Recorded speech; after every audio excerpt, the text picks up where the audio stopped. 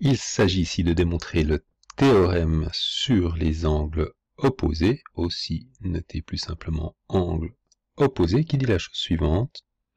Si deux angles sont opposés, alors ils sont égaux, ce qu'on peut illustrer de la façon suivante.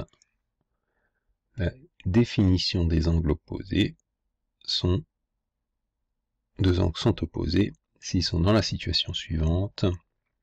Un sommet commun, une demi-droite et une autre demi-droite pour le premier, qui se prolongent sur la même droite, etc. Donc opposés ou opposés par le sommet. Il s'agit de démontrer que ces deux angles sont égaux.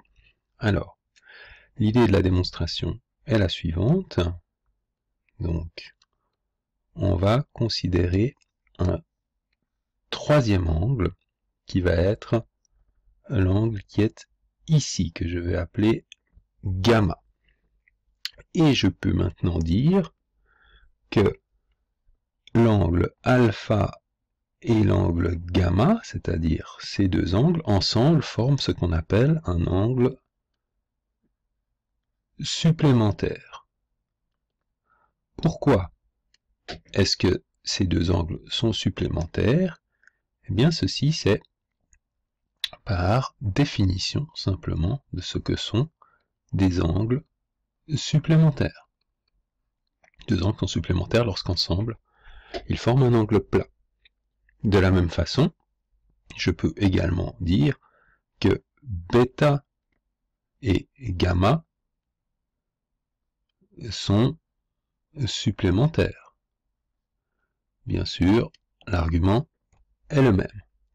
À partir du moment où deux angles sont supplémentaires, je peux en déduire que l'un est égal à 180 moins l'autre. De la même façon, alpha sera égal à 180 moins gamma. Pourquoi ceci? C'est un théorème élémentaire sur les angles supplémentaires, puisque la définition d'être supplémentaire dit qu'ensemble on fait un angle plat, et puisqu'on sait qu'un angle plat fait 180 degrés, ça veut dire que la mesure ensemble de alpha et gamma fait bien 180, de la même que la mesure ensemble de bêta et gamma fait 180. Eh bien maintenant, il me suffit de déduire de ces écritures, puisque bêta est égal à 180 moins gamma, que alpha est égal à 180 moins gamma, je peux bien sûr en déduire que alpha est égal à bêta.